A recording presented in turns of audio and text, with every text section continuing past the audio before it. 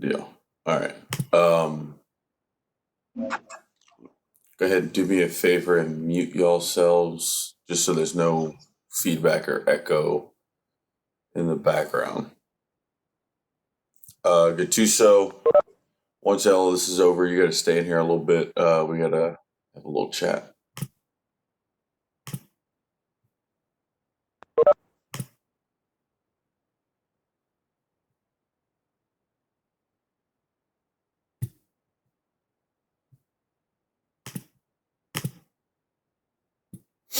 Okay. Let me go ahead and go over what I was just talking about then, since y'all couldn't hear me.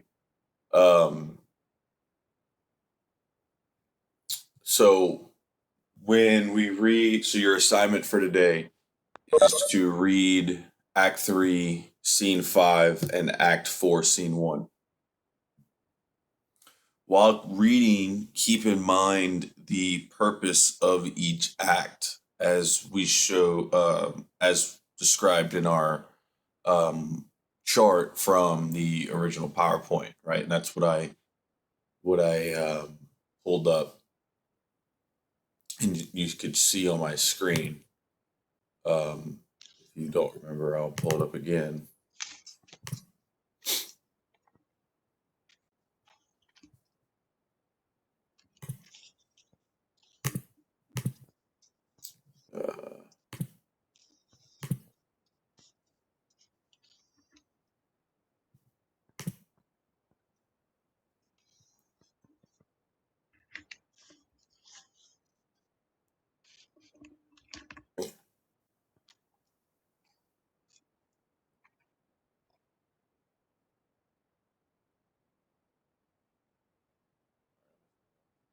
Um, so this is the slide I'm referring to. The purpose is its role, which is the climax. Ooh, excuse me. Everything comes to a head where everything is leading up to um, this crisis not resolving, but coming to its highest point, right? It's important to remember this does not mean that the crisis or conflict even is coming to a resolution. It is coming to the highest point, right? That is kind of why the diagrams for plot always have this arc like motion with the um, climax at the tip top. Okay. And you have the final crisis as Act 5, which is the bottom, the very end, which is where the um, resolution actually comes to a stop.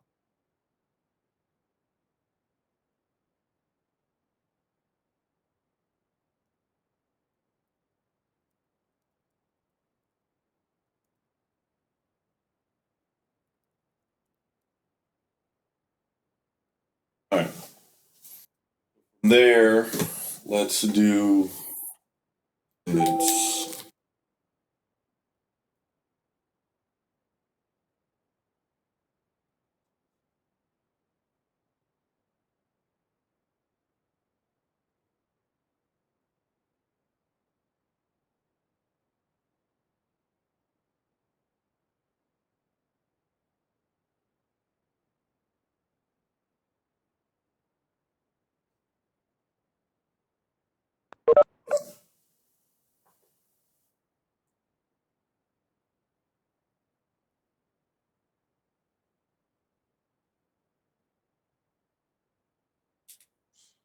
Jeffrey Hunter.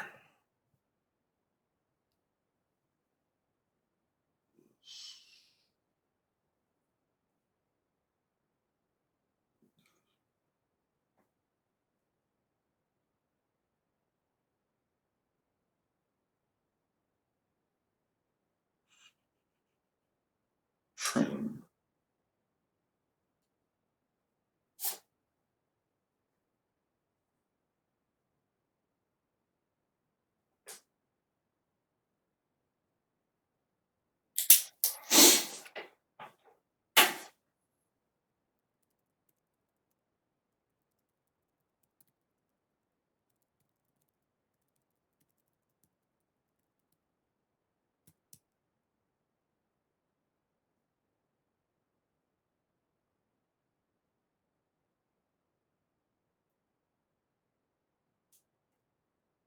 All right. So you're going to have to turn your cameras on. You are to go over your annotations, which you're going to have to like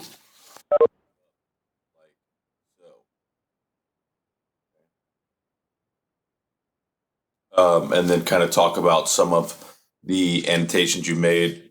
Just give me an example or two from Act One, Two, or Three, or and Three. Excuse me. It can just be one example from each. Um, that being said, um, give me one example, at least one example of every type of the annotations. So you have your literary device, which is dramatic irony. So you can use that one once, and then a element of a Shakespearean tragedy. Now you have 10 to choose from, and you're going to use that one twice.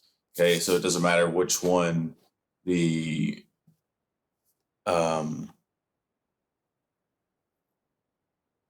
which annotation comes in which act. It doesn't matter. So that's how we'll do this. So we'll start with I guess Rocco, since you are the only one with a video on. So go ahead and tell me which act you're starting with and which annotation you're choosing.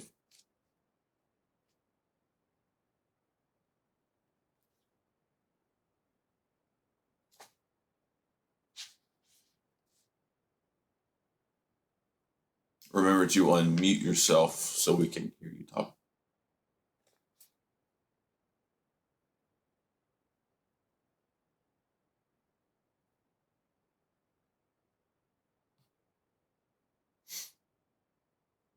Hey, Arago, you're gonna have to leave and rejoin the meeting because I can't hear you.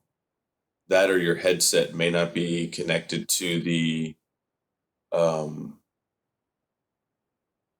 your audio. We'll say this with WebEx. I found that headphones typically mess the connection up for whatever reason, and so I've been just going without it. So it might be easier for you to disconnect the headphones and maybe try that before you disconnect the meeting.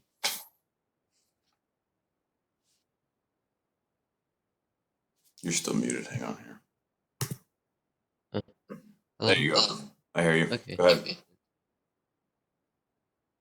My meditation is from Act 1, Scene 1, when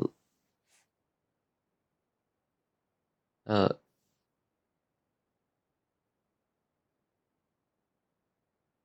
it's lines 45 to 52.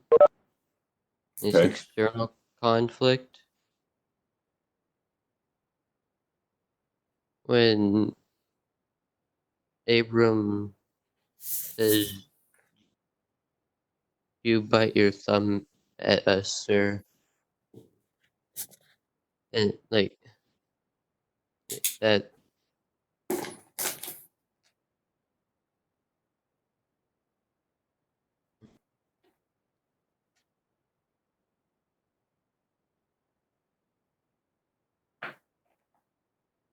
All right. What's your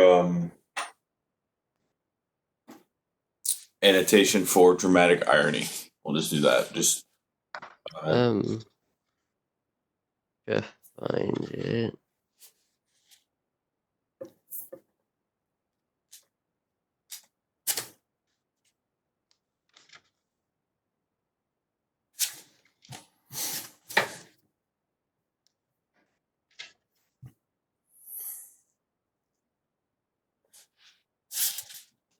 or just any annotation for dramatic irony.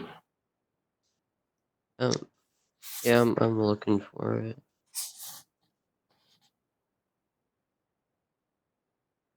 Yeah, I found one. Okay. It's in Act What 1 act, what scene, scene. and line number? Wait, what? What act, scene, and line number? It's Act 1 Scene 2, lines 69 through 78.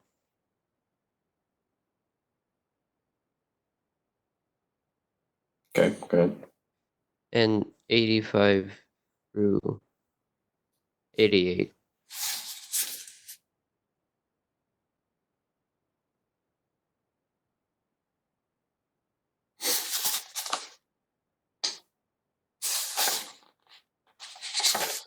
And why do you think that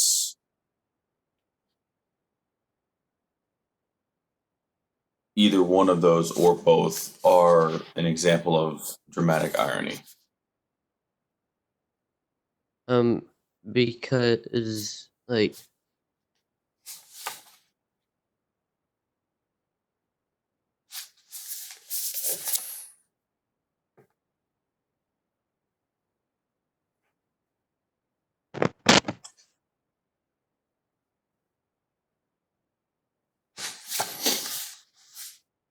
You're right. It is dramatic irony, but why is what I'm asking.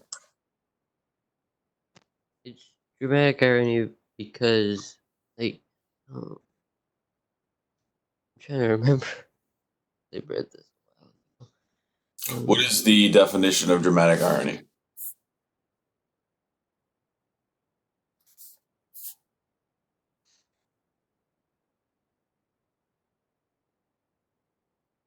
Does anyone know the definition of dramatic irony? It, Coach Jordan, could I define it? Yeah, go ahead. Something that the audience knows, but the characters don't know. Right. And so here in lines 90, we are talking about the fair Rosaline, whom Romeo loves, right? The beauty he admires of her, and so forth and so on, which we know, the audience knows, that Rosaline is no longer the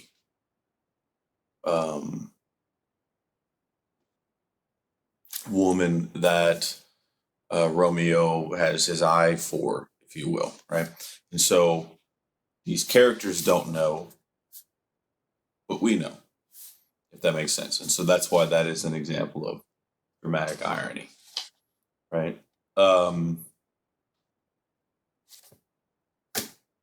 Let's go ahead and let's move over to Jeffrey. Just go ahead and just give me.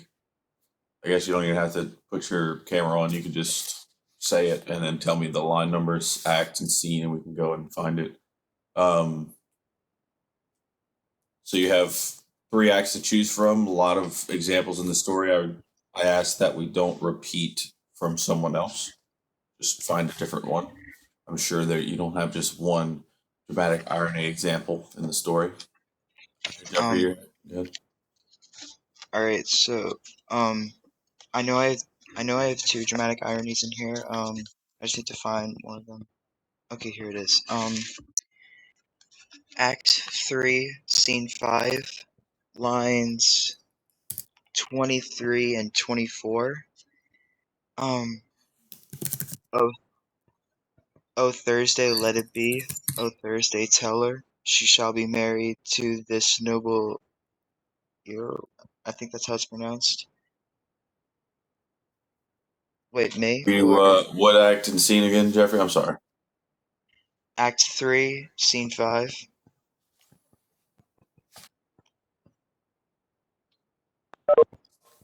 Lines 23 and 24. Okay.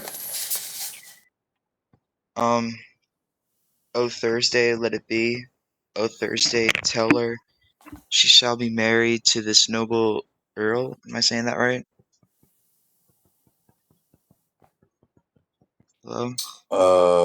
Act 3, Scene 5, lines 23. Yes. I have more care to stay than will to go. Come death and welcome. Juliet willed it so.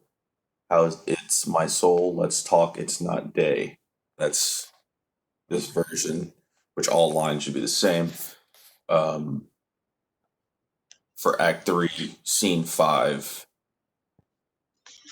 lines. Are you sure you're in Act 3, Scene 5? I'm looking at the line numbers right now, and I know I'm in Act 3, Scene 5. It's, trying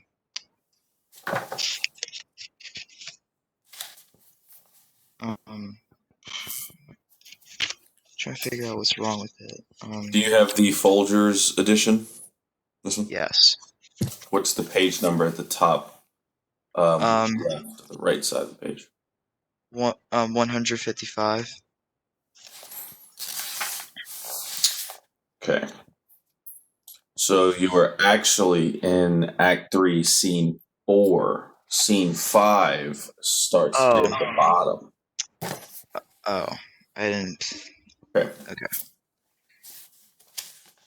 So, Act 3, Scene 4, lines 23 and 24. Gotcha. And so, I picked this as an example of dramatic irony because, Lord Capulet and Paris are trying to get Juliet to marry Paris, but they don't know that that Juliet and Romeo are already married, right? Right. So, because they've married in secrecy, therefore, for several reasons, right? The biggest is because their families wouldn't allow it. No one, in terms of the other characters, know what has taken place. And so, yes, that is a great example of dramatic irony. Okay, and give me an example of any of the Shakespearean elements and what element it is that you're choosing.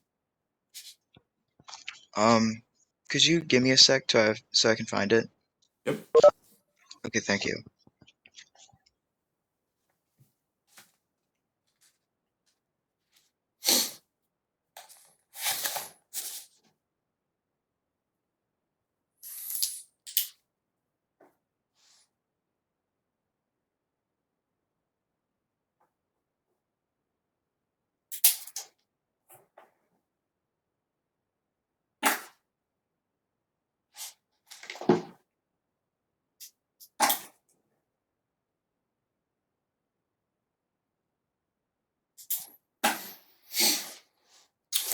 By leaving and returning, have y'all solved y'all's issues?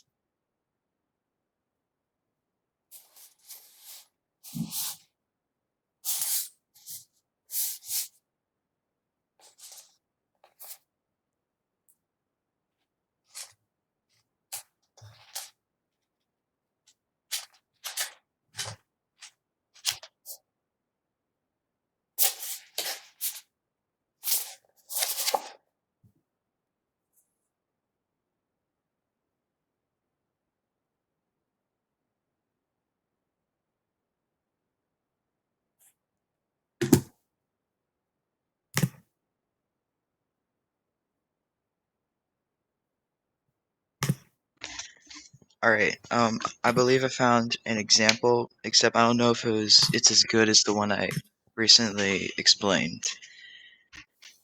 Okay. Act 1, Scene 5, lines 62, 61, 62, I believe.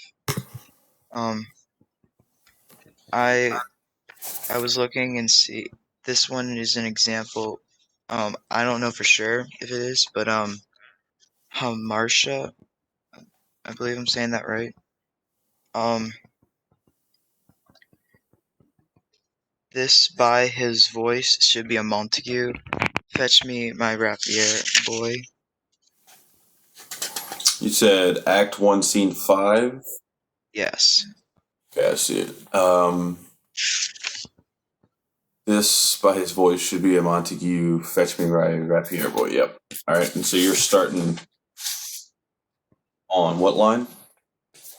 Um, the one that you just said. That's line. Okay. Okay. Okay. Tybalt's line. So Okay.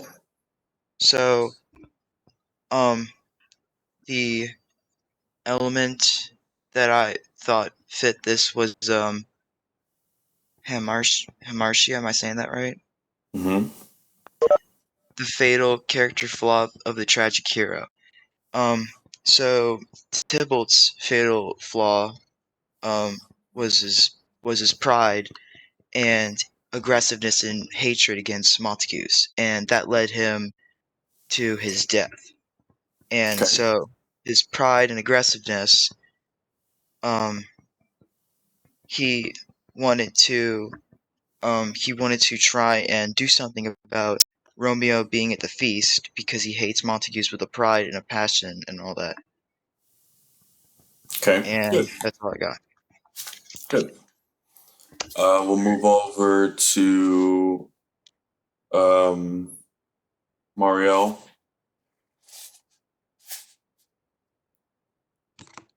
Okay. Um, my dramatic irony. It was Act 1, Scene 2. Line 39, and it was a certain man finding out whose name are written here,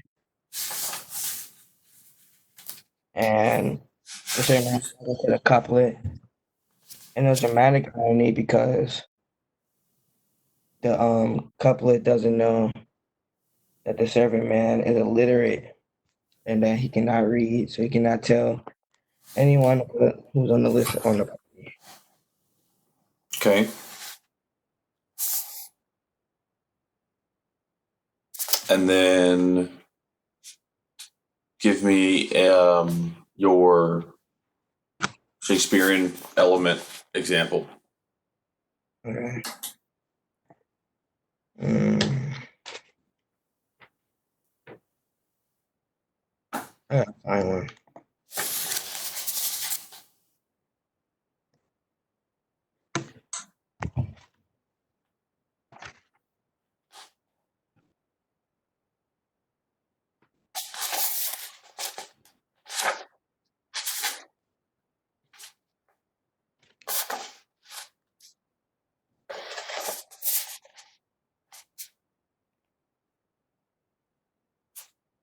Mm.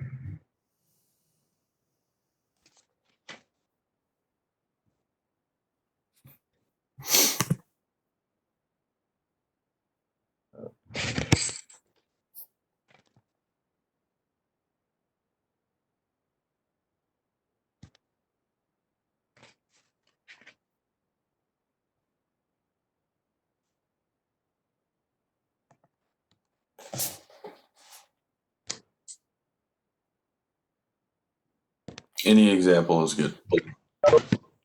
All right.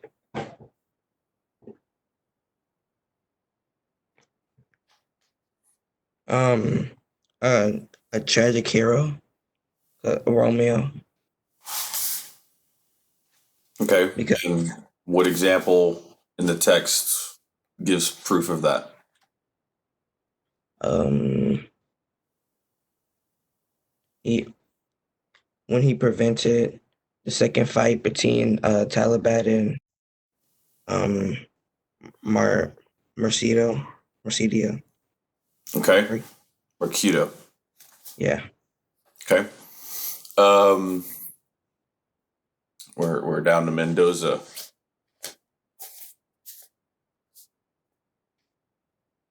Well, Go ahead. I hear you. so in Act 1, Scene 1, lines 71, an external conflict. It says, "What drawn and talk of peace? I hate the word as I hate hell. Mhm. Montes, all the have Montagues. Montagues. All you have at the coward, and then it says they fight. Okay. Yeah, that one's kind of a self-explanatory. You don't have to kind of go into why that's an example of it.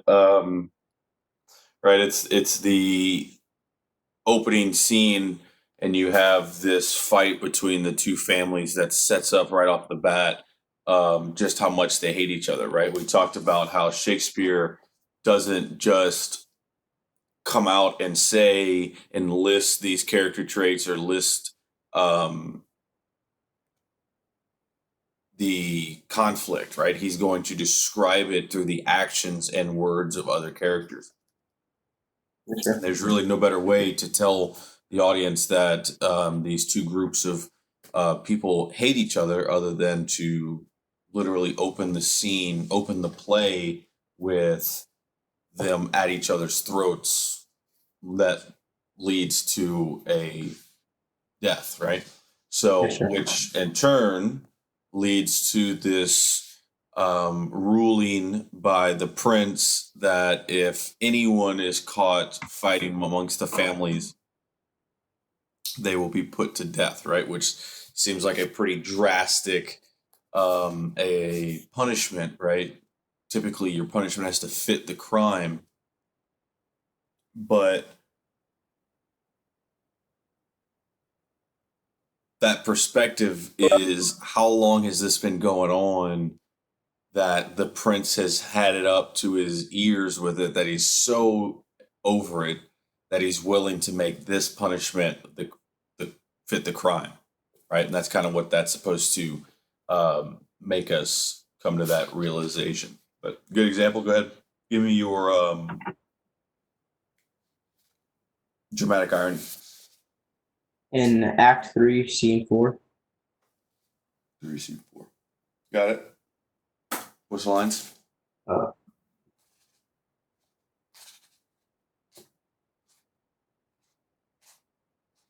lines 187 to lines 1 to 7. All right, so you're on Act 3, Scene 3 still. So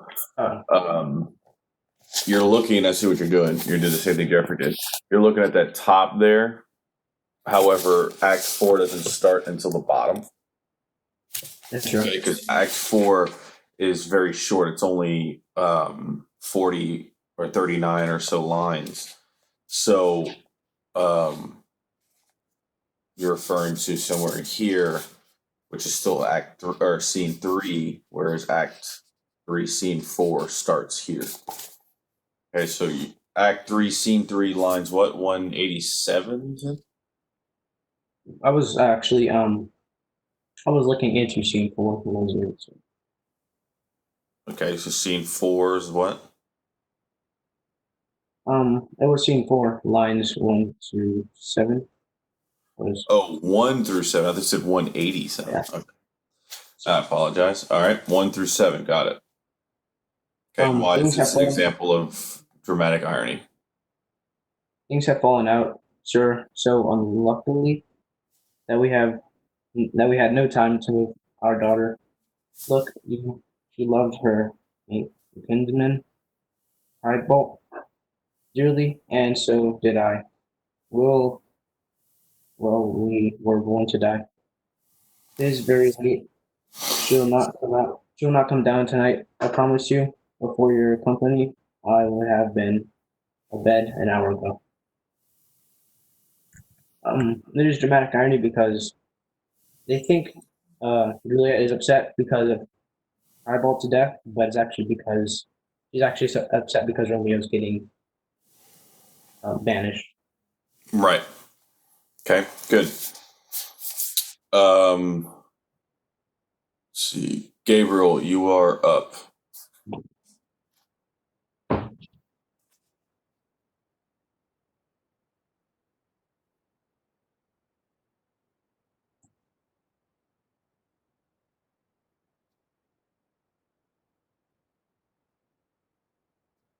Gabriel, you are up.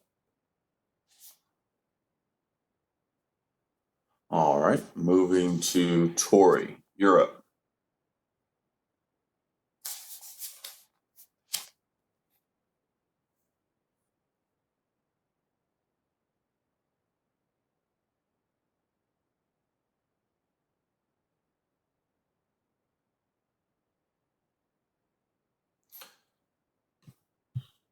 Let's unmute you.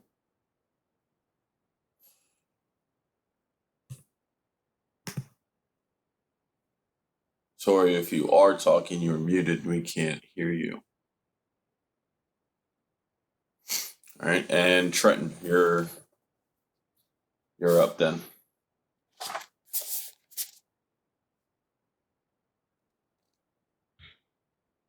Um, Act 2, Scene 6. I have internal conflict. The lines 1 through 3. 1 through 3, you said? Sure. Okay.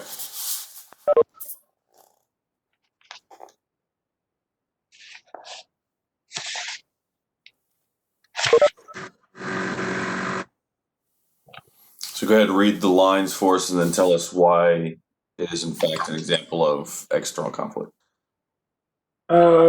So smiled the heavens upon this holy act that hours with sorrow chide us not.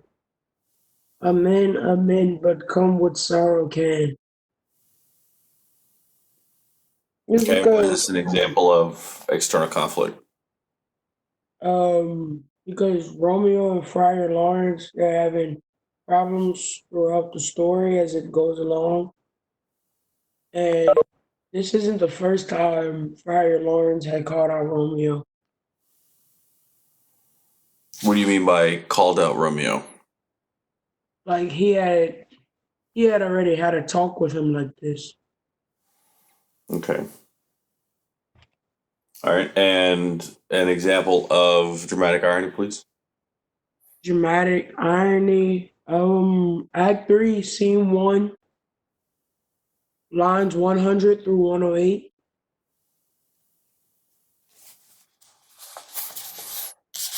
Okay. Read it. Mm-hmm.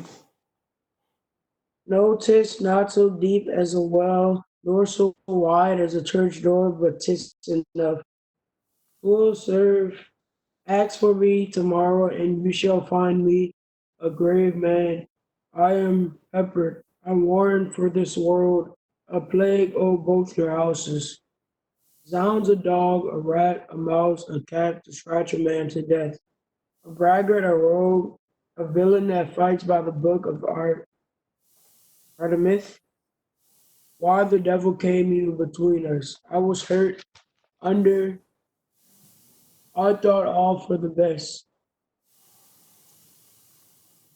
Arithmetic is that word, but okay.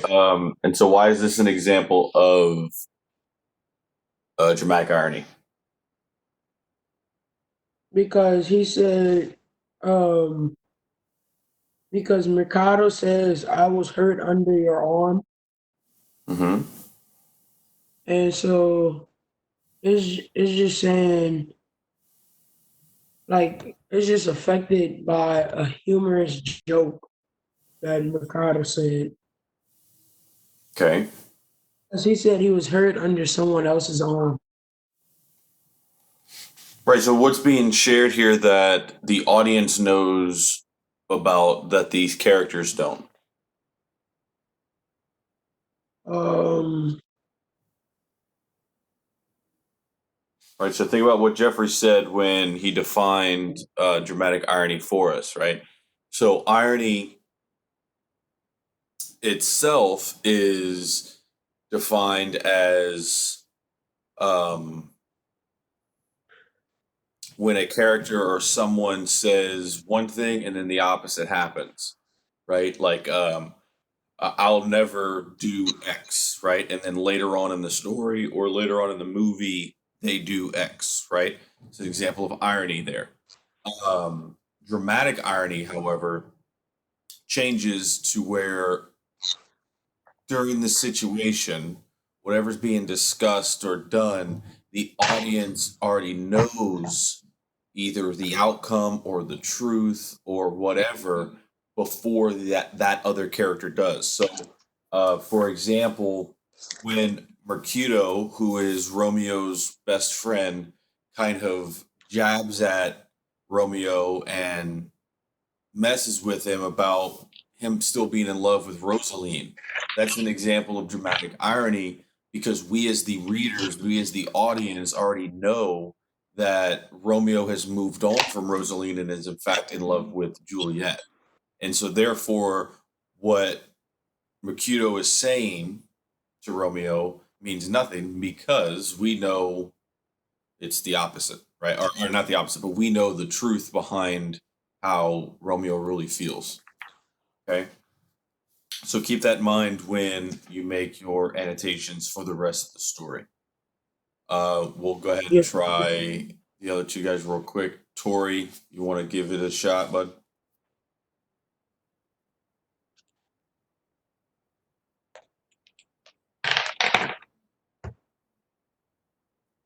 All right. Well, can't hear you there anyway. All right. So moving on. So again, your homework is to read and annotate Act 3, Scene 5, and Act 4, Scene 1. It's going to be posted on Portal. I don't think I did it yet. Yeah, I'm gonna post it on Portal here in a minute. And then obviously there's those questions that you can answer. Gonna have the test grades put up here in not too long, and as well as the quizzes. And so there's only 3 grades that aren't posted on Portal at this time, and that's the 2 quizzes and the test grade. Other than that, we're all caught up. Just continue reading. If you have any questions, email me. Again, remember, use those audio files. It's going to help you drastically. Okay, use those audio files to help you understand the story just a little bit better. All right, y'all have a good one, and that is it for today.